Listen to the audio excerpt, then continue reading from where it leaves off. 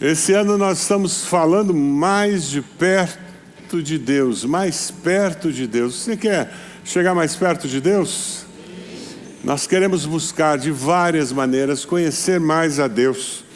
E nessa mensagem de hoje você tem acesso ao esboço da mensagem através de um QR Code e também a revista da IBB.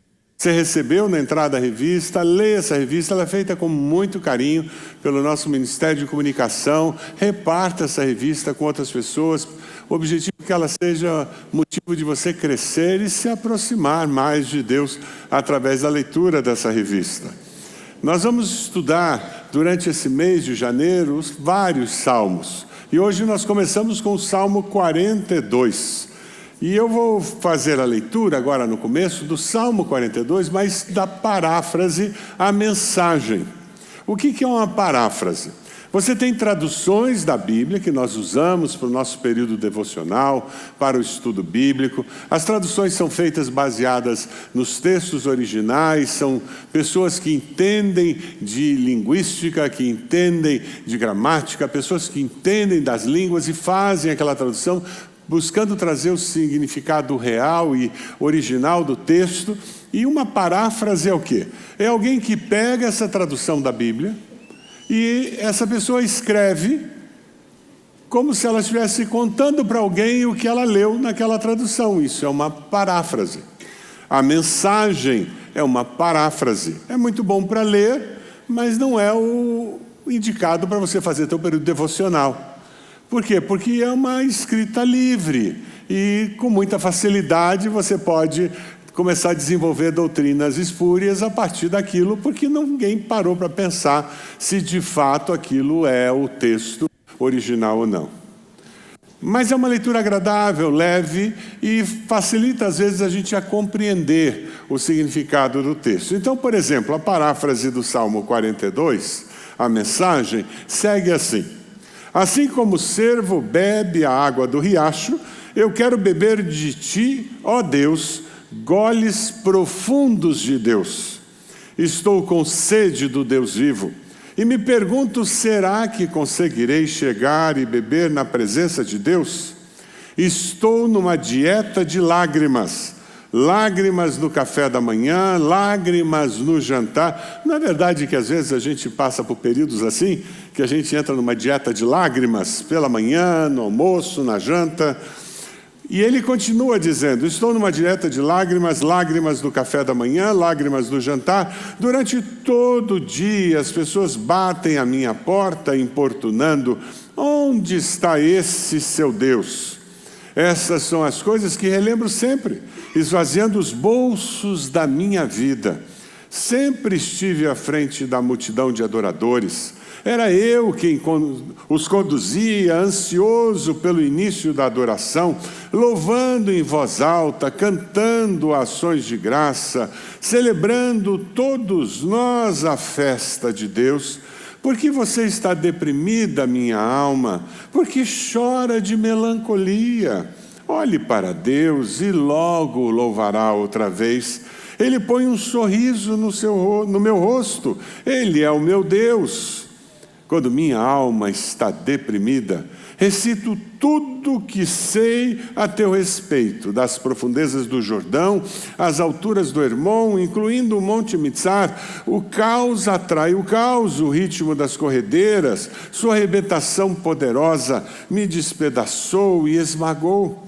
Mas o Eterno prometeu me amar durante o dia e cantar para mim a noite inteira. Minha vida é um louvor a Deus. Às vezes, pergunto a Deus, que é sólido como rocha, por que me decepcionaste?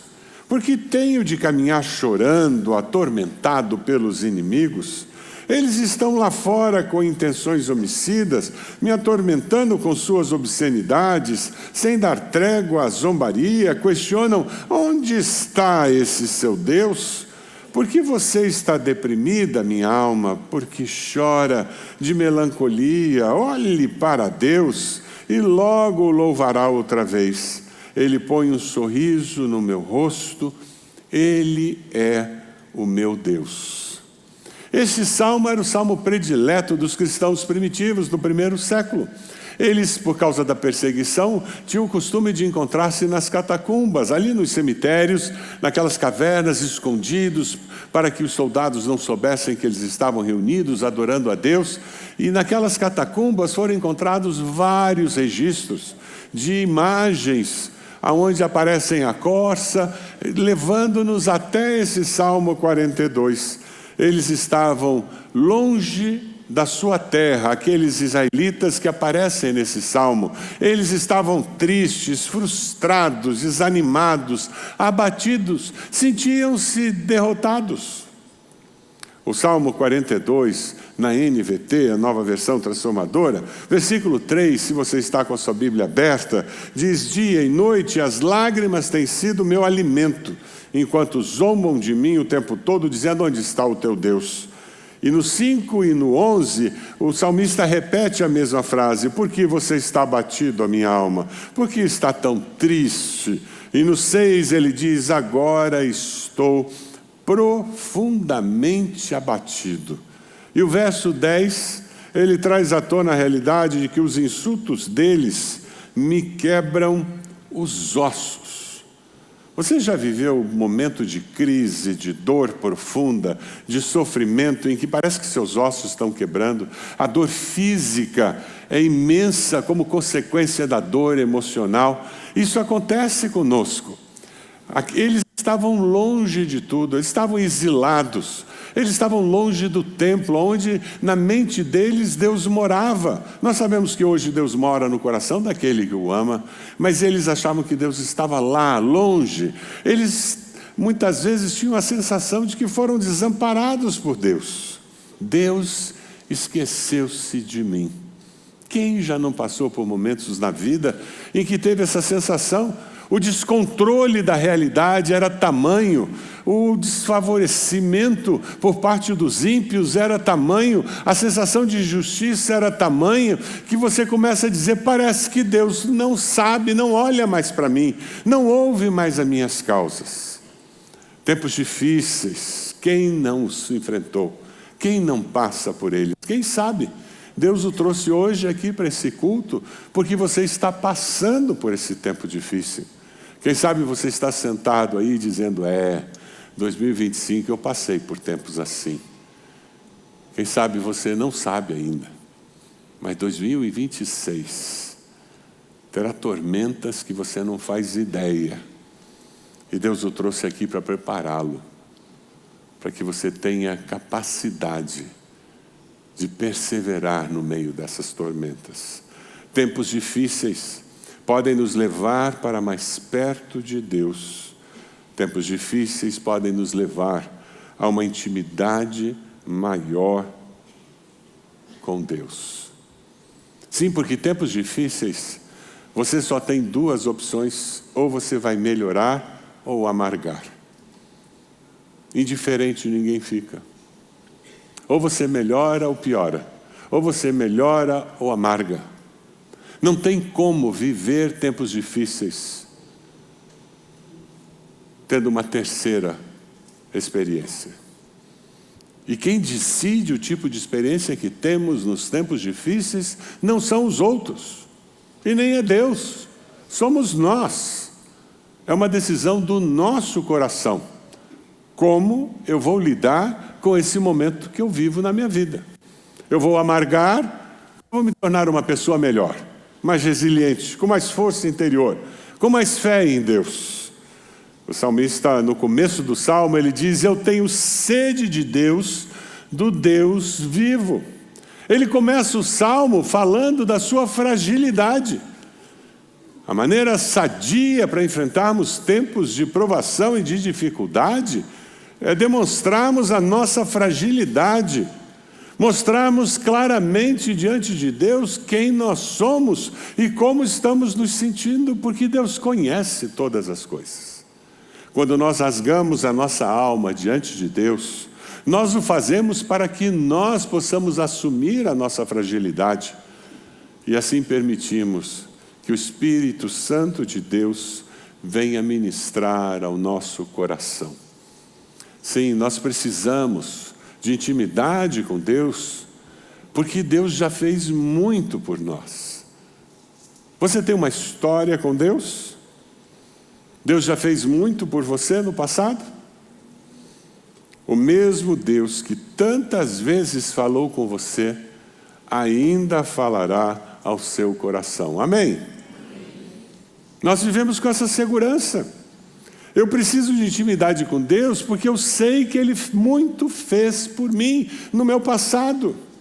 Afinal de contas, Jacó podia esquecer, como ele poderia esquecer aquela experiência dele em Betel? Como Moisés poderia esquecer do mar aberto? Como Moisés poderia esquecer das tábuas da lei que ele recebeu das mãos de Deus no Monte Sinai? Como Paulo poderia esquecer da estrada de Damasco? Como eu e você poderíamos esquecer do dia da nossa conversão? O dia do nosso batismo? Tantas experiências no passado que nós já tivemos, em que Deus falou, agiu poderosamente. E nós sabemos disso. Guarde essas experiências no cofre do seu coração como preciosidades. Porque existirão momentos na vida em que você precisará ir até o cofre do seu coração, retirar, para que você possa... Me cortaram o som agora. Alô? Voltou? Em ênfase. Guarde essas coisas no seu coração para que você possa, em momentos de crise e dificuldade, ir lá no cofre do coração e retirar essas preciosidades, olhar para elas e dizer: esse Deus é o mesmo Deus que eu sirvo hoje. Se Ele fez isso ali, Ele fará isto e muito mais hoje. Amém? Nós precisamos disso. Porque quando aquelas pessoas chegarem dizendo: onde está o seu Deus? Você vai olhar e dizer: eu sei quem é o meu Deus. Você não sabe, mas eu sei. O inimigo nos ataca. Quantas pessoas vivem lutando com insegurança de salvação, dúvida de salvação. Eu fico impressionado, pessoas que estão na igreja há anos, décadas, e que não têm certeza de que ao morrer irão para o céu.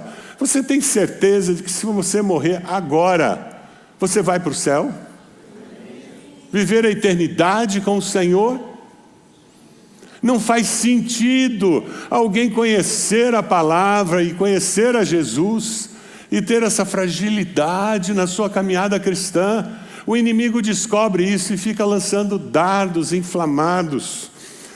Eu, quando era um jovem universitário, começando a caminhada cristã, eu lutei muito com essa questão da certeza da salvação. E uma hora eu tinha certeza, outra hora eu achava que agora não. Depois dessa besteira que eu fiz, tudo perdido, nunca mais. E eu vivia nessa insegurança, até que eu ouvi a história que alguém contou, e que para mim fez todo sentido, a história de um lavrador que estava no campo lavrando a terra, e ele lutando com essa dúvida de salvação, e Satanás acusando, e ele uma hora tinha certeza, outra hora ele achava que não ia para o céu, e num determinado momento ele se ajoelhou no meio daquele campo, e ele disse: Senhor, eu me arrependo dos meus pecados, eu confesso Jesus como meu Senhor e Salvador, eu reconheço que o sangue de Jesus limpa todos os meus pecados, e eu me entrego ao Senhor. A partir de hoje eu sou teu, eu nasci de novo, eu vou morar no céu com o Senhor depois da morte, eu tenho essa segurança, porque a tua palavra me promete. E ele pegou um toco de madeira e cravou ali naquela terra. Ele se levantou e voltou a trabalhar e continuou arando aquela terra. E depois de algum tempo, adivinha o que aconteceu? Sentimentos mudam, os dardos inflamados do maligno, e ele começou de novo a ter dúvida da sua salvação. Ele disse que virou o trator, veio até aquele lugar onde tinha o toco, desceu do trator, ele olhou para aquele toco e disse: eu tenho certeza da salvação, porque aqui, onde tem esse toco, eu me arrependi dos meus pecados, eu confessei Jesus como meu Salvador, eu sou filho de Deus, eu vou viver eternamente com meu Pai Celeste no céu, depois da minha morte, aleluia.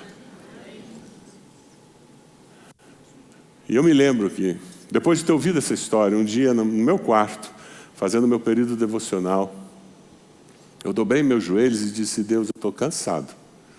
Eu quero ter essa certeza.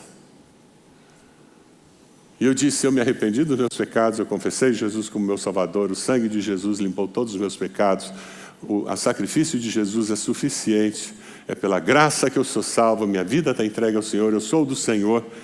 E Deus tinha me dado um texto, João 14:6. Eu sou o caminho, a verdade e a vida. Ninguém vem ao Pai, senão por mim.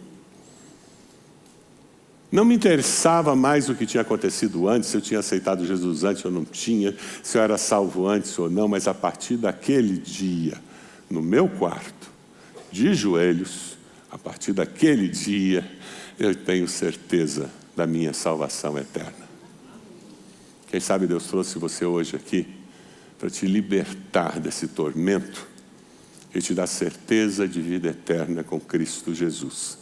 E você, no final desse culto, virar à frente, colocar-se de joelhos aqui, e o resto da sua vida você vai dizer: olha, eu não sei o que aconteceu antes, mas eu sei que dia 4 de janeiro de 2026, lá na Igreja Batista do Bacaxeri, no culto das 11h30, esse assunto está resolvido, amém? Porque é assim que funciona na vida cristã. A gente enfrenta lutas, mas nós vivemos com alguém que resolve essas lutas. Vamos ler juntos esse texto de Romanos 8:32? Vamos lá? Se ele não poupou nem mesmo seu próprio filho, mas o entregou por todos nós, acaso não nos dará todas as outras coisas? O desejo de Deus é nos dar todas as coisas viáveis nessa vida e nos fazer viver aquela vida completa que Jesus falou, aquela vida abundante. Ah, mas o meu coração se enche de tristeza, diz o salmista. Por que você está tão abatido, a minha alma? Porque está tão triste. Nós vamos passar por dias assim, mas nós sabemos em quem nós temos crido. Amém? Se antes o salmista estava envolto em angústia, agora as lembranças se tornam como o nascer do sol na sua alma. Olhe para o futuro com confiança. Dê um grito de fé. É o que ele faz nos versículos 5 e 11 do Salmo. Espere em Deus. Ainda voltarei a louvá-lo, meu Salvador e meu Deus. O assunto não estava resolvido. Ele ainda estava no cativeiro. Mas espere em Deus. Olha para frente. Olha para quem é o dono da solução.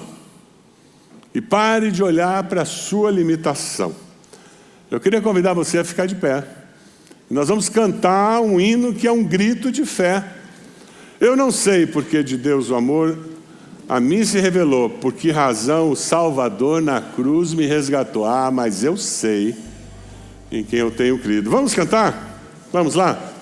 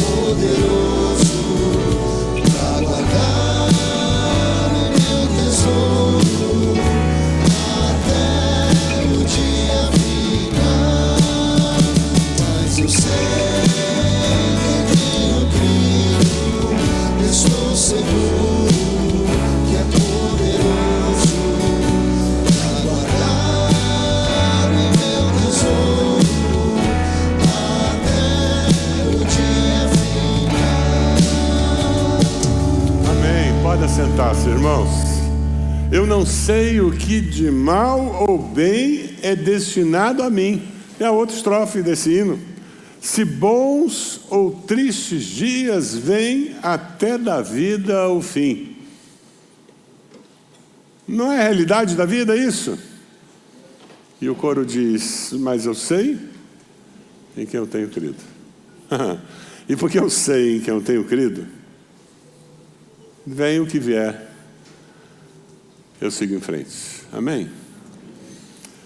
É um grito de fé de quem abandona as próprias limitações e decide olhar para o alto, para o autor e consumador da nossa fé. O Deus que permanece para sempre. Você para de olhar para o problema e olha para a solução. Lê em silêncio essa citação.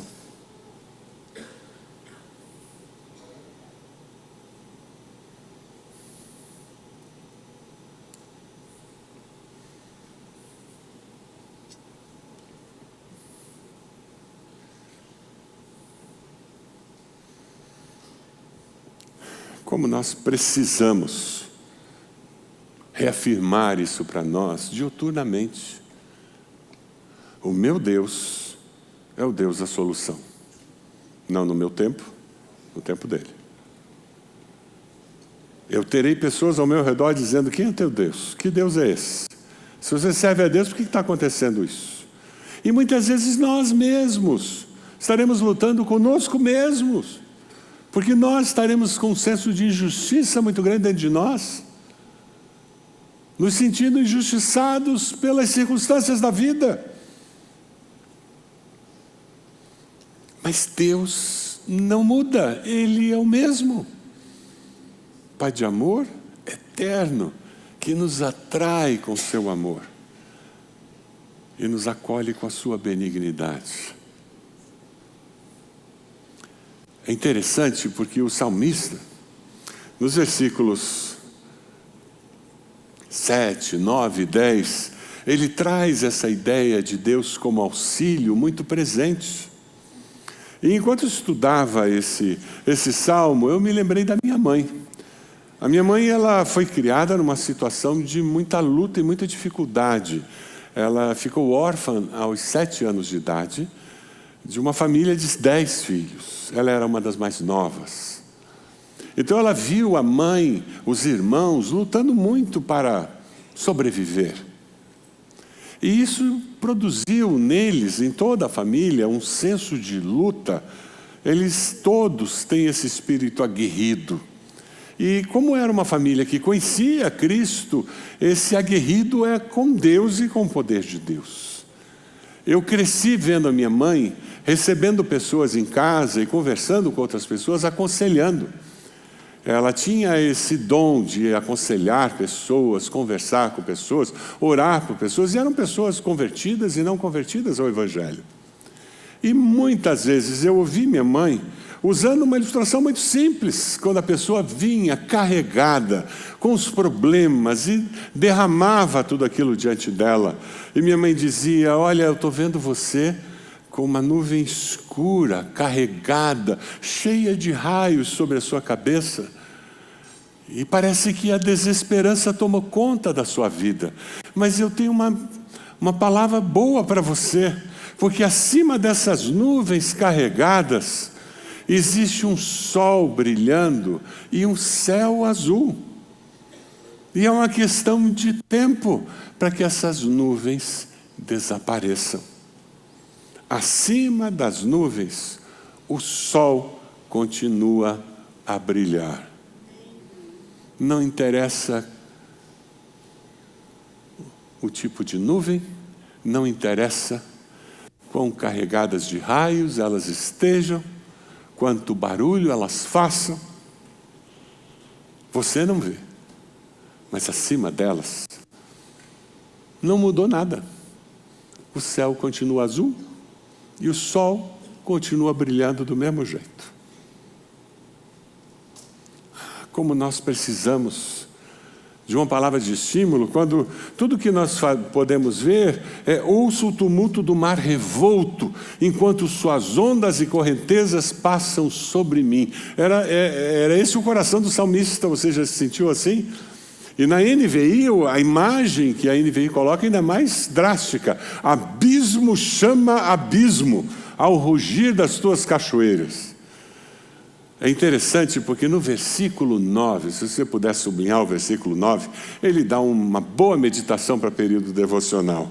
O versículo 9, o salmista diz: clamo, ó Deus, minha rocha, por que te esqueceste de mim? Parece uma coisa meio esquizofrênica. Eu clamo, ó Deus, minha rocha, por que te esqueceste de mim? Deus é minha rocha e ele se esqueceu de mim? Vocês percebem? O salmista usa a experiência do passado dele para dizer: o Senhor é a minha rocha, a minha segurança, mas eu estou me sentindo esquecido, Deus. É assim que eu me sinto. É desse jeito que Deus quer que você fale com Ele. Você só não fala só que você está esquecido, mas você vai lá no cofre do teu coração e você diz: eu já tive tantos momentos em que o Senhor foi rocha, o que o Senhor foi palavra de vida, tanto tempo que o Senhor foi libertação, tantos momentos que o Senhor foi Deus de cura. Mas sabe, meu Deus de cura, eu me sinto entregue à enfermidade agora, sem forças. E é nesse momento em que a nossa humanidade, a nossa fragilidade aparece, que o Espírito Santo de Deus vem e trabalha, manifestando o seu poder. É interessante porque, enquanto ele está abrindo o coração dele, dizendo: minha rocha, eu estou me sentindo esquecido, ele disse: o problema não é só aqui dentro, é lá fora também, tem gente zombando de mim. Então o problema é lá fora, com as pessoas, com as circunstâncias, mas o problema é no meu coração também, Deus. Eu preciso que alguém me ajude. Quando nós celebramos a ceia, nós somos lembrados que nós somos corpo, somos família de Deus e precisamos uns dos outros. Nós precisamos nos encorajar, por isso que nós nos encontramos no culto, mas mais do que isso, nos encontramos nas casas, nos pequenos grupos. Não é porque a gente não tem o que fazer, é porque nós precisamos uns dos outros, nós precisamos nos encorajar uns aos outros. Nós precisamos fazer o que nós vamos fazer aqui, um exercício simples, quer ver? Homens, vocês estão preparados? Vocês vão encorajar as mulheres aqui. Sabe como? Com um texto bíblico. Os homens lerão um texto que vai ser projetado na tela. Vocês, mulheres, ouçam esse texto e digam: como que esse texto pode encorajar meu coração? Vamos lá? Não vivam preocupados com coisa alguma. Em vez disso, orem a Deus, pedindo aquilo de que precisam e agradecendo-lhe por tudo que Ele já fez.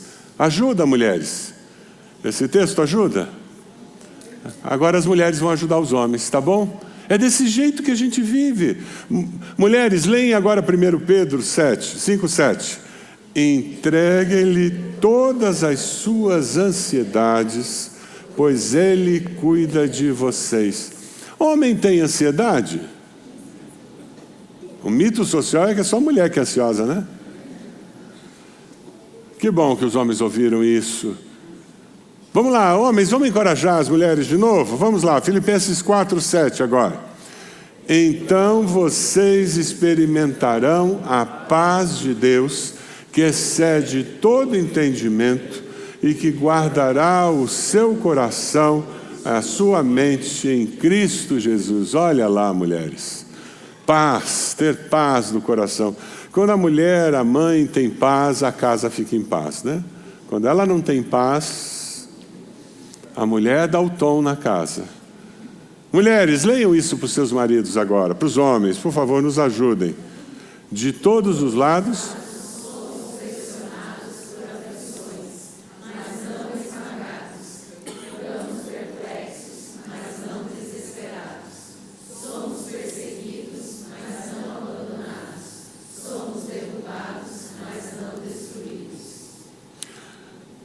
Precisam disso, homens? Perseverar, aguentar o tranco. É impressionante como nós precisamos uns dos outros, nos encorajando, nos ajudando a perseverar, porque a luta não é só com o que está do lado de fora, é conosco mesmo. É interessante porque o salmista, ele trabalha com esse tema do matar a sede da alma. Eu preciso de intimidade com Deus. Eu preciso viver perto de Deus para matar a sede da minha alma. Veja os versículos 1, 2 e 8. Como a corça anseia pelas correntes de água, assim minha alma anseia por ti, ó Deus. Tenho sede de Deus, do Deus vivo. Quando poderei estar na presença dEle? Durante o dia, porém, o Senhor me derrama seu amor, e à noite entoo cânticos e faço orações ao Deus que me dá vida. O segredo da vitória na vida cristã é você reconhecer que a sua alma tem sede do Deus vivo. Aquela água viva que Jesus falou, lembra lá em João? Quem tem sede, vem a mim e beba. Rios de água viva brotarão do interior de quem crer em mim. Mate a sede do Deus vivo em Jesus. Por isso que tudo começa quando eu aceito a Jesus como Salvador. Mas não cai em ativismo religioso. Tem pessoas que acham que eu vou matar a sede de Deus me ocupando na igreja. Eu dirijo 5 grupos de guerreiro, eu lidero 2 pequenos grupos, eu ensino uma classe de escola bíblica, eu canto no coro. Tem gente que se torna uma pessoa super envolvida em tudo que tem na igreja. Isso não mata a sede da alma. Isso é ativismo religioso. Eu estou fazendo coisas boas, mas não vão resolver a minha alma. Sabe aquela pessoa que passa 1 hora dentro do mar? Nadando, correndo, brincando, indo para um lado para o outro e tal. Aí depois de 1 hora ele sai de dentro daquela água toda, aquele mundão de água, vai na barraca, aí ele pega uma garrafa d'água e mata a sede. Porque ele está dentro daquele mundão de água, mas está morrendo de sede. A verdade, caminhar com Deus, eu me envolver no pequeno grupo e eu matei a minha sede com Jesus e jorra de mim água viva lá no pequeno grupo. Eu venho para o culto, eu canto, celebro, adoro, eu encontro pessoas na entrada, na saída. O meu jeito de me relacionar com as pessoas transborda água viva, transborda a presença de Jesus na minha vida. E eu participo de um grupo de guerreiros, eu canto num coro, eu trabalho no ministério de recepção, lá na recepção com os carros, seja onde for que eu vá, eu transbordo água viva. Por quê? Porque eu matei a sede da minha alma. Como é que está a sua alma? Ela está desidratada?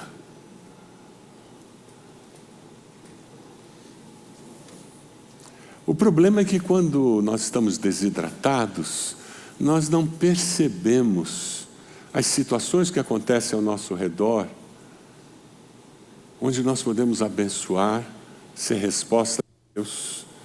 Nós não conseguimos nem nos proteger das situações que acontecem, para saber como vivê-las da maneira adequada.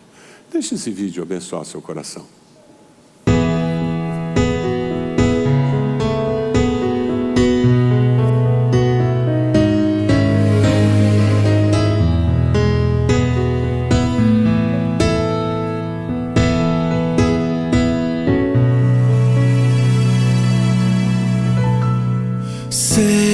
Já não são meus, vento levou tempos que não mais voltam. E então, o que eu fiz por mim e por quem amei? Só desilusão, reconheci, não construí o que planejei. Pouco abracei e não ofereci perdão. Já não alcanço o passado, meus limites percebi. O hoje é tudo que tenho, isso entendi. Preciso trazer à memória histórias que desprezei. Não posso me esquecer. Tenho que oferecer flores em vida enquanto é dia.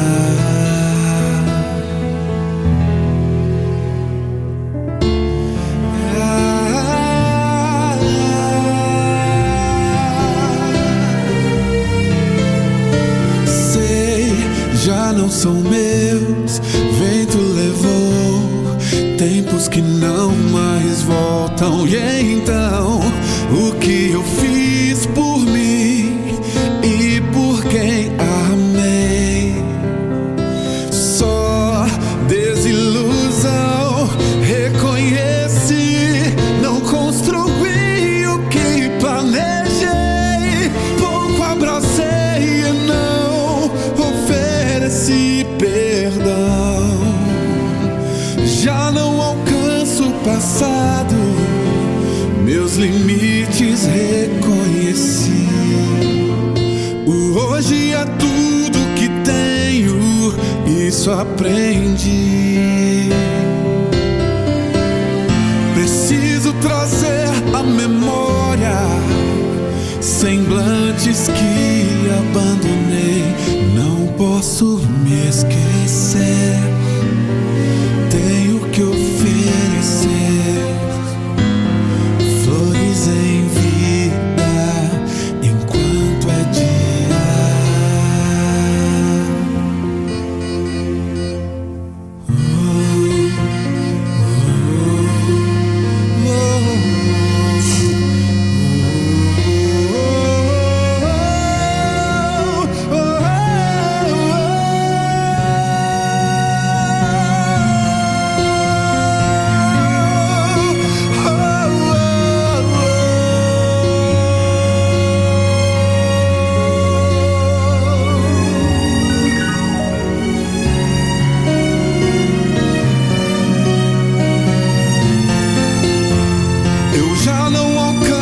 Passado, meus limites reconheci.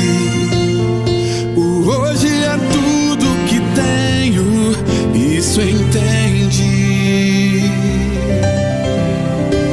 Preciso trazer à memória histórias que desprezei. Não posso me esquecer. Venho te oferecer flores em vida enquanto é dia. Já não me esqueço, hoje ofereço flores em vida enquanto.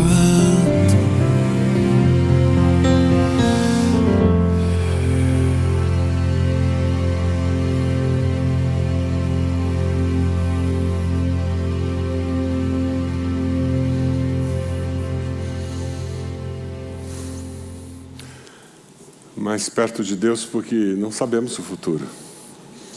E não sabemos com que futuro teremos que lidar. Nós precisamos estar mais perto para viver. E para viver com segurança de que Deus está conosco. Você pode fechar seus olhos?